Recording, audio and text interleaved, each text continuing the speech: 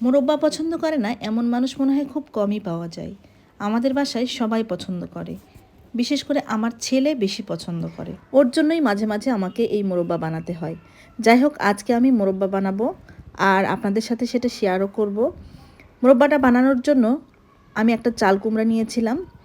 চাল কুমড়াটা আগেই কেটে রেখেছিল আমার মা, এজন্য দেখাতে পারলাম না। আর মোরব্বা বানানোর জন্য অবশ্যই বাড়তি চাল কুমড়া লাগবে।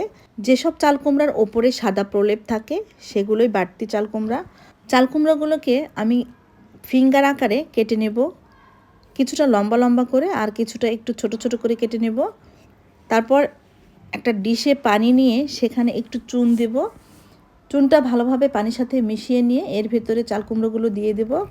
যেগুলোকে ফিঙ্গার শেপ দিয়েছি ওগুলো খোঁচানোর দরকার নেই, কিন্তু যেগুলো একটু মোটা সাইজের করেছি ছোট ছোট পিস করে, ওগুলো একটা কাঁটা চামচ দিয়ে খচিয়ে নেব। এরপর সবগুলো একসাথে চুনের সাথে ভিজিয়ে রাখবো 4-5 ঘন্টা।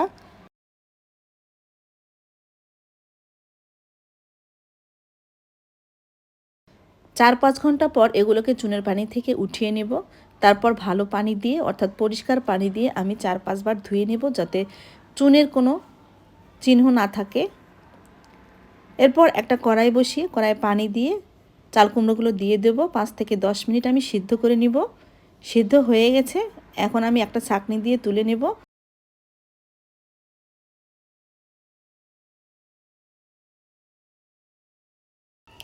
এই তো বাটিতে উঠানো শেষ।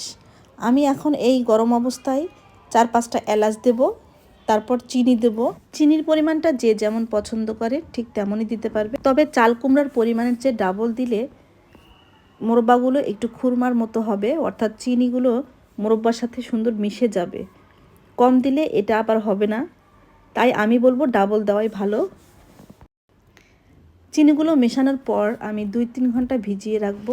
তারপর একটা কড়াইয়ে চাল কুমড়া সহ চিনিগুলো একসাথে জাল করব।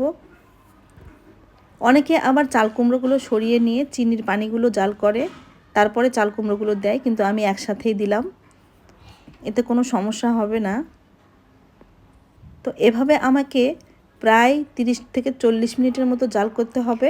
অনেক সময় এর বেশিও সময় লাগতে পারে, 1 ঘন্টার মতো।